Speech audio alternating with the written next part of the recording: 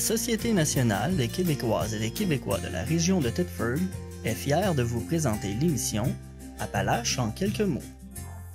La TVCRA est au cœur des préoccupations des gens d'ici depuis plus de 45 ans.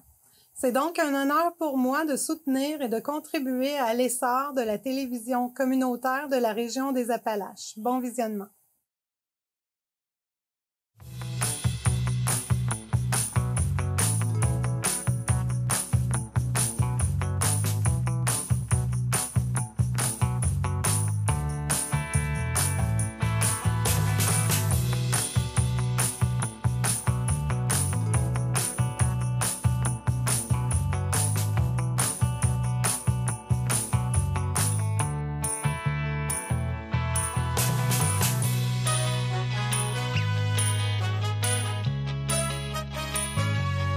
Madame, Monsieur, bienvenue à votre émission d'information Appalaches en quelques mots. La loi électorale prévoit que la délimitation des circonscriptions de la carte électorale du Québec doit être revue à toutes les 2 élections générales afin que chaque circonscription compte un nombre à peu près égal d'électeurs.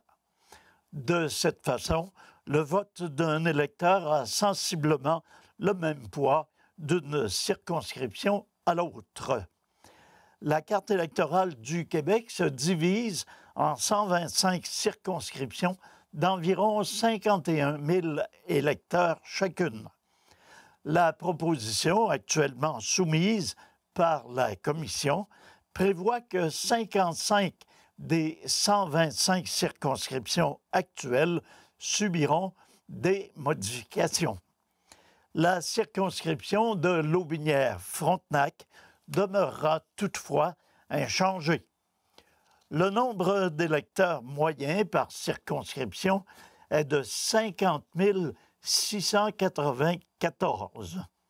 Le seuil minimal est de 38 021 électeurs et le seuil maximal est de 63 368, ce qui représente une différence de 25 % en plus ou en moins comparativement au nombre moyen d'électeurs.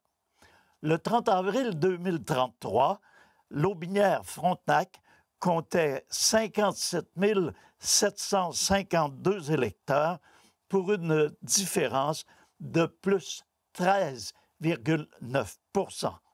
De 2014 à 2023, le taux de croissance a été de 6 %.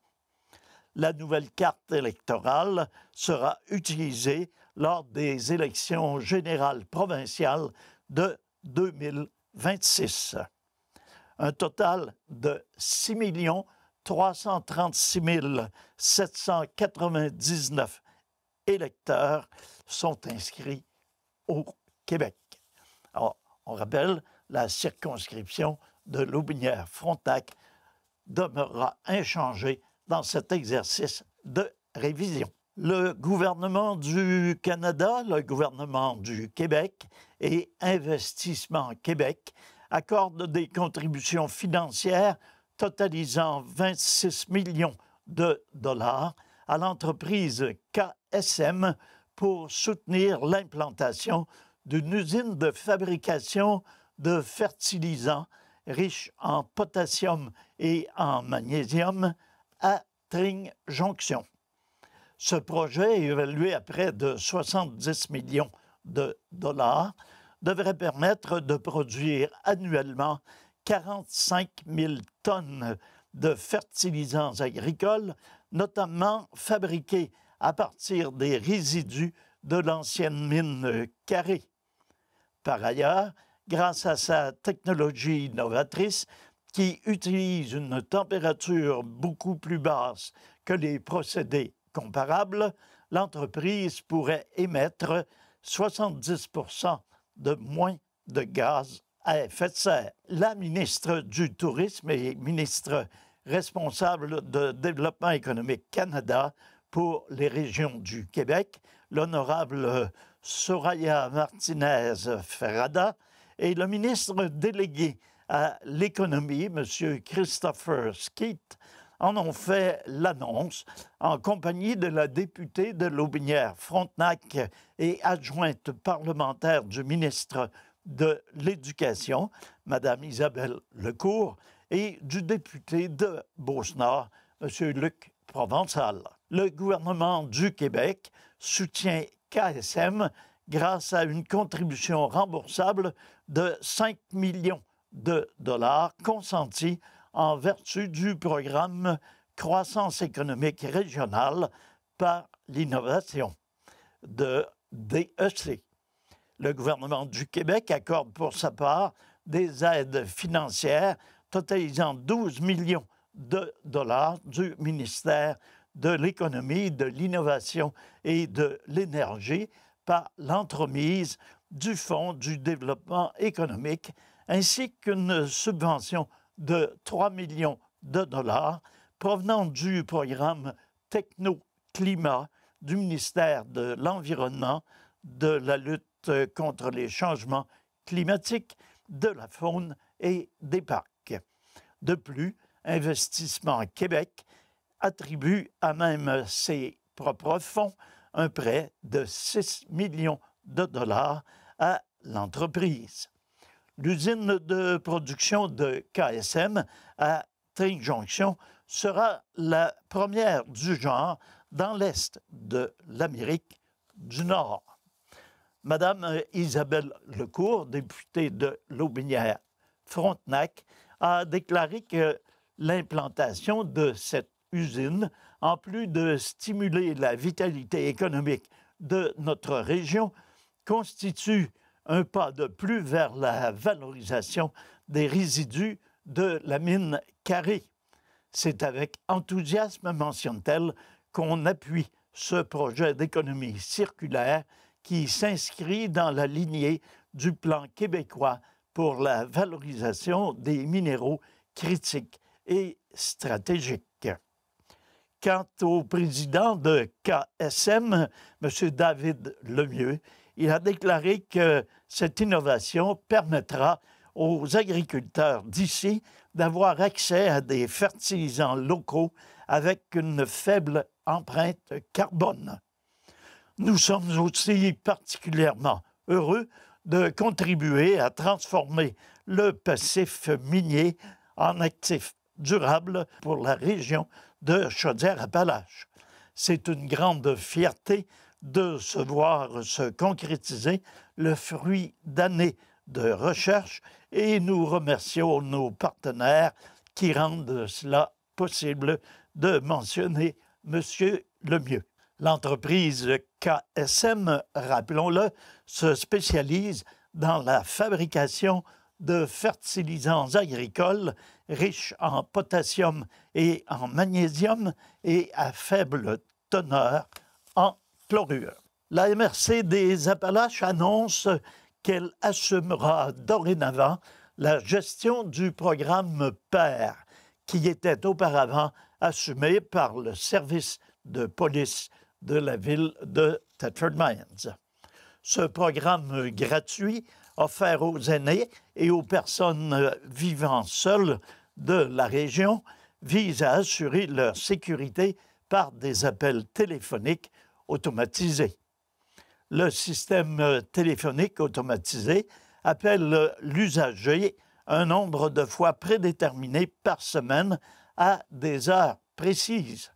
Les appels téléphoniques peuvent rappeler aux personnes quand elles doivent prendre leur médication, leur repas ou simplement assurer leur sécurité. La décision de confier à la MRC la gestion du programme PER pour assurer la continuité de ce service essentiel destiné à nos aînés et aux personnes vivant seules était une évidence de mentionner la préfète de la MRC des Appalaches, Mme Jacinthe Patry. Si, après 2 appels, l'usager n'a pas répondu, l'un de ses proches est contacté pour aller vérifier. Si le proche ne répond pas, l'appel est alors dirigé vers les forces policières pour une vérification. Pour toute question concernant le programme PER ou pour procéder à votre inscription ou à celle d'un proche, veuillez contacter M. Samuel Clich, préventionniste en sécurité incendie, au 418 334 6592 ou à l'adresse prévention@mrcdesappalaches.ca. C'est avec beaucoup d'enthousiasme que 12 pompiers du service incendie de la ville de Thetford Mines ont participé au défi gratte-ciel 2023 le 30 septembre dernier à la tour de la Cité de l'Énergie de Shawinigan. L'objectif de cette année avait été fixé à 4 000 $ pour la cause de la dystrophie musculaire, montant qui a été largement dépassé puisque l'équipe des pompiers a réussi à remettre près de 4 500 $. De leur côté, les ambassadeurs Marie-Josée Labranche, résidente de Thetford, ainsi que Jérémy Huard, un jeune garçon de 7 ans de Warwick, sont parvenus à faire monter le cumulatif des dons à 11 388 $ et 64, ce qui a placé l'équipe de Thetford Mines au 4e rang du palmarès sur un total de 40 équipes.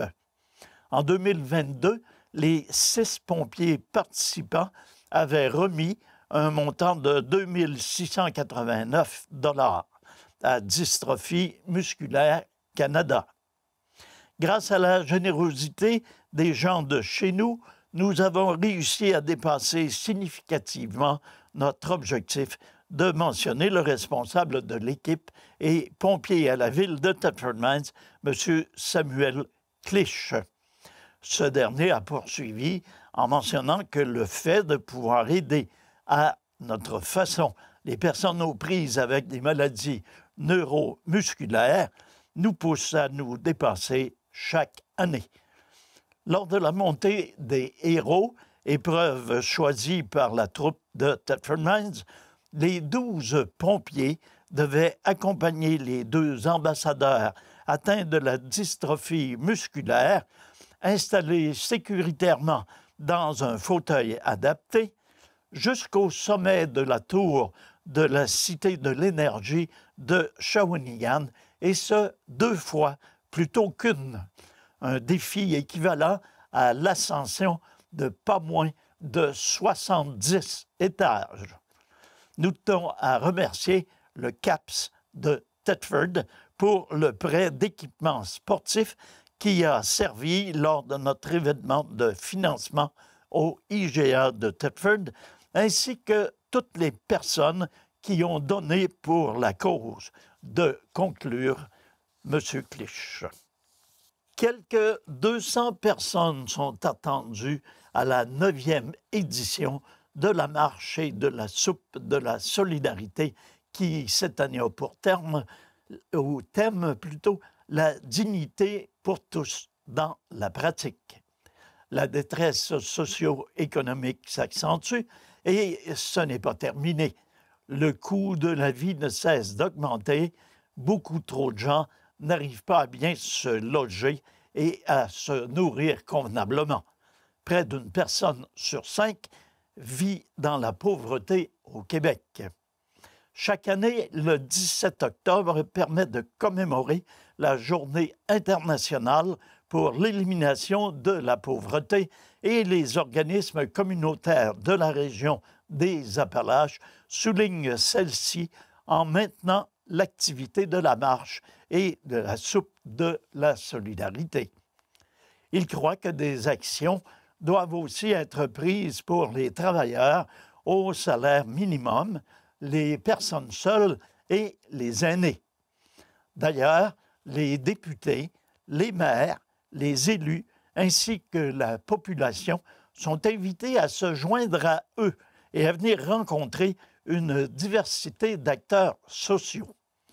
Le départ de cette marche est prévu à 11h30 le 17 octobre au Centre Femmes La Rose des Vents, au 95 rue Notre-Dame-Est à Thetford Mines, pour se terminer au Club de l'Âge d'Or Saint-Alphonse à midi, où une soupe et du café seront distribués gratuitement.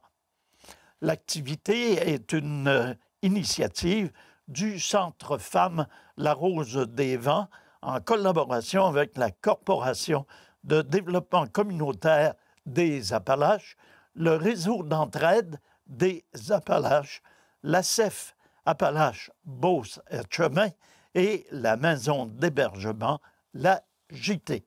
Alors, c'est donc un rendez-vous le 17 octobre prochain à 11h30 à l'organisme La Rose des Vents. La grande marche encouragée par le défi Pierre Lavoie sera de retour à Thetford dimanche le 15 octobre prochain. Toute la population est attendue dès 10 heures dans le stationnement du centre de congrès de Thetford Mines pour profiter de l'animation sur le site. L'échauffement débutera à 10h15 afin de se préparer pour le départ prévu à 10h30. Le parcours proposé par la ville de Thetford est une boucle de 5 km dans les rues de la ville et sur une partie de la piste cyclable. Le coordonnateur aux événements à la ville de Thetford Mines, M. Olivier Vachon-Bellavance, a déclaré « Nous sommes fiers de faire partie des 106 villes du Québec qui organisent une grande marche. C'est un parcours simple, accessible à tous et gratuit qui encourage l'adoption de saines habitudes de vie. Les marcheurs sont invités à s'inscrire gratuitement à l'adresse www.onmarche.com pour courir la chance de gagner l'un des 50 manteaux grands marcheurs et profiter de différentes fonctionnalités dont le partage de photos et le visionnement de vidéos d'entraînement. Pour Pierre Lavoie, la Grande Marche est le fruit d'un vaste effort collectif et c'est ce qui rend cet événement si spécial. Chapeau à toutes les municipalités qui lèvent la main pour faire bouger leurs concitoyens et leur organiser une belle fête. Je remercie les membres de la Fédération des médecins omnipraticiens du Québec qui sont mieux placés que quiconque pour rappeler aux gens l'importance de faire de l'activité physique pour garder notre corps et notre esprit en santé. Un grand merci à tous les participants de mentionner Pierre Lavoie.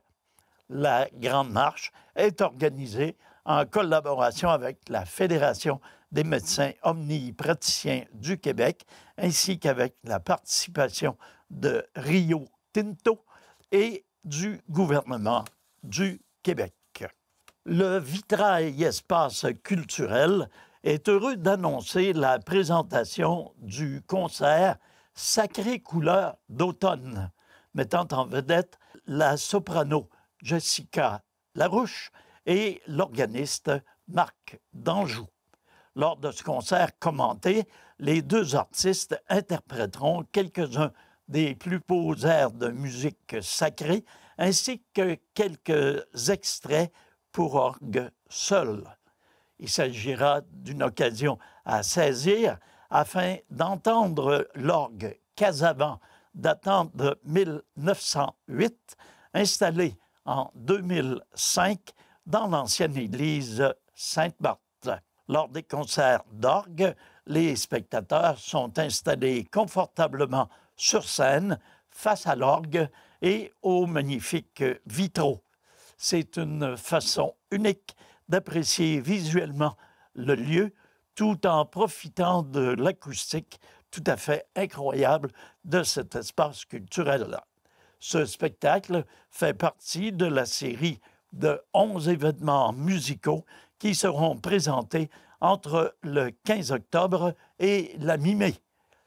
Les gens intéressés à se procurer des billets ou à obtenir plus d'informations sur la programmation complète sont invités à visiter le site Internet de l'organisme à l'adresse www.espacelevitrail.ca ou à téléphoner au 88 333 6992.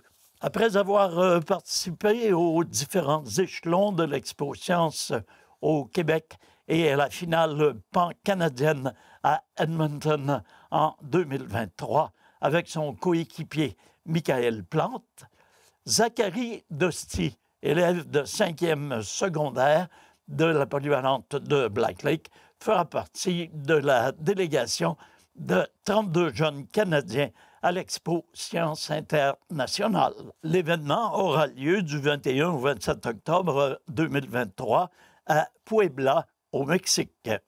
Il s'agit d'une exposition internationale de projets scientifiques qui rassemble 800 jeunes du monde entier.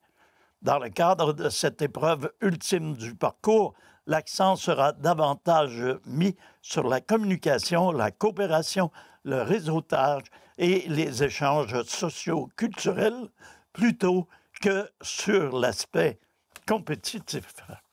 Le Comité des loisirs Sainte-Praxède vous invite à visiter l'exposition Les Trésors de chez nous les 4 et 5 novembre prochains de 10h à 16h au Centre communautaire de Sainte-Praxède.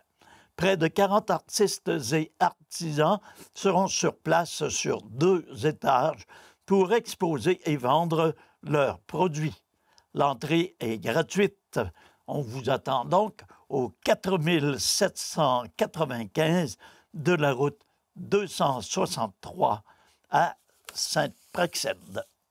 Le conseil d'administration de la classique RDV Hockey Senior de la région de Thetford désire vous informer que le tournoi prendra une pause en 2023. La prochaine édition sera présentée en novembre 2024.